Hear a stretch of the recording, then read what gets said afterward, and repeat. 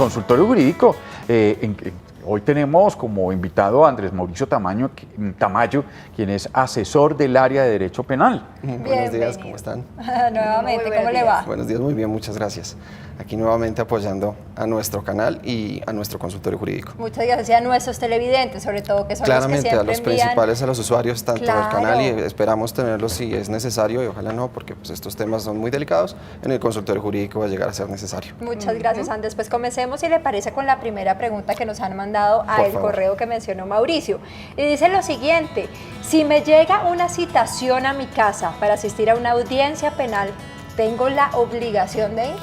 Bueno, respecto de las citaciones es importante decir, digamos, tres cosas.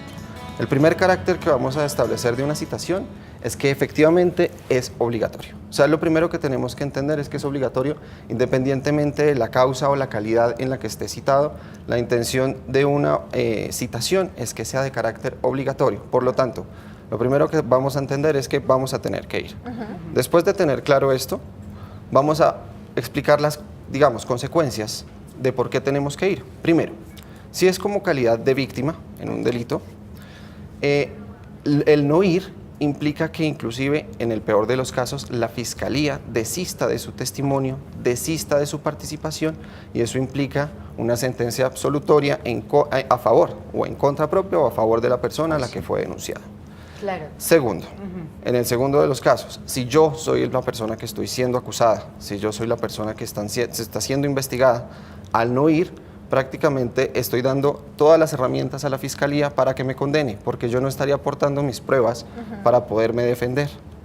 Y en calidad de testigo, que sería la otra forma en la que nos pueden citar, en calidad de testigo, ¿cómo afectaría? Si bien podría repetirse una citación, podríamos llegar al tema de la conducción, que pues es un tema incómodo.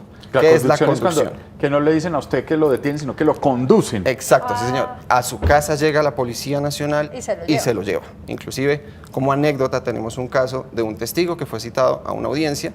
Al señor le fueron a timbrar a la casa, llega la policía, el señor completamente asustado sale corriendo, le dan captura y se lo llevan al centro de servicios judiciales. Este señor llega en pijama a la audiencia a rendir su testimonio. Todo por no atender el llamado obligatorio de esta citación. Perfecto. O sea, Debería uno presentarse allá con su abogado y toda la cosa. Entonces, ese sería ya el punto número 3. ¿Qué debo hacer cuando me llega una citación? Como ya, primero vamos a leer detenidamente por qué nos están citando.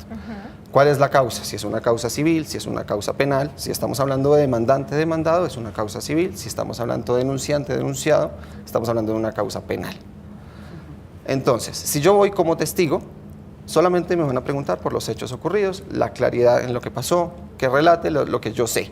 La idea es no inventar, solamente lo que yo sé. Si yo voy como víctima, en ese orden de ideas, lo único que tengo que hacer es ampliar lo que yo dije en mi denuncia. Son esos hechos que yo en un momento fui y le dije a la fiscalía, mire, pasó esto, esto, esto. Lo único que quiere es que ahora se lo diga a un juez, para que un juez de la República pueda fallar a favor o en contra. Y en ese caso, podríamos inclusive asistir al consultorio jurídico u oficiar directamente por parte del despacho para que se le nombre un apoderado de víctimas, que estaríamos gustosos de prestar el servicio con uno de nuestros estudiantes y con nosotros como asesores. Listo. Y como defensa, si se te cita como defensa, en el mismo caso lo más seguro es que ya el despacho haya oficiado a una defensa. ¿Para qué? Para que yo tenga cómo probar que la conducta que se me está investigando o que por la cual se me está procesando no existió. Entonces, esas son las tres cosas. En el último de los escenarios, como víctima, como defensa, nosotros como consultorio podemos llegar a prestar el servicio a cualquier ciudadano que lo requiera. Tenemos otra pregunta y yo creo que ya nos daba luces de la respuesta, pero bueno, si se ha reprogramado la audiencia en varias oportunidades y se sigue solicitando un aplazamiento de la misma, ¿qué puedo hacer? Bueno, En este caso sí, lamentablemente, como muchos ya de nuestros usuarios, tanto del canal como del consultorio jurídico, que hayan tenido una cita ante la justicia, se habrán dado cuenta que es un poco difícil hacer que todas las partes comparezcan, y entre esos los abogados defensores y los fiscales. ¿Pero por qué es esto? Porque a estos abogados defensores y a los fiscales, a veces a las audiencias a las que tienen se les alargan o se les citan a otras audiencias sobre la marcha, cosa que afecta directamente a nuestros usuarios. ¿Qué pasa? El Consejo Superior de la Judicatura, la Sala Disciplinaria, ya se pronunció al respecto. Se pronunció al respecto diciendo que si bien efectivamente entienden que los abogados defensores tienen varias audiencias el mismo día, que pueden llegar a cruzarse, sí se entendería un abuso que lo hicieran de manera reiterada, pero además avisando minutos antes. ¿Qué quiere decir esto?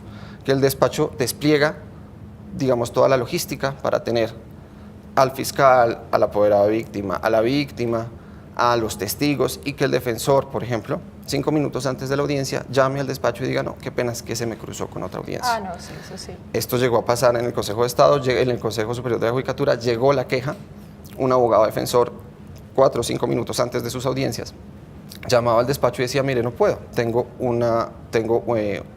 trabajo en URI, en la unidad de reacción inmediata, tengo otra audiencia que se acaba de alargar, no puedo ir a la suya.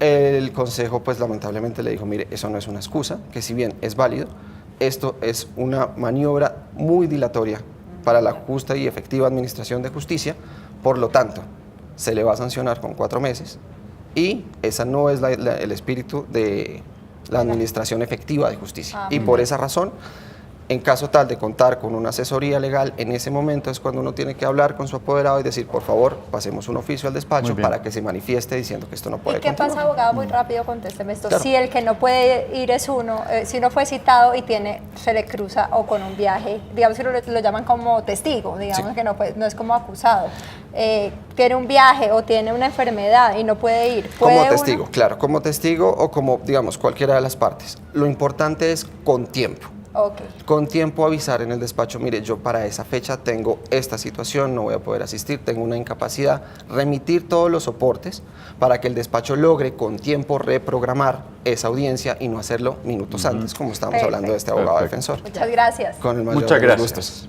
Andrés Mauricio Tamayo, Sí, señor. asesor del área de Derecho Penal. Sí, señor. Muchísimas gracias. Con el mayor de los gustos. Bueno, yo creo que hay que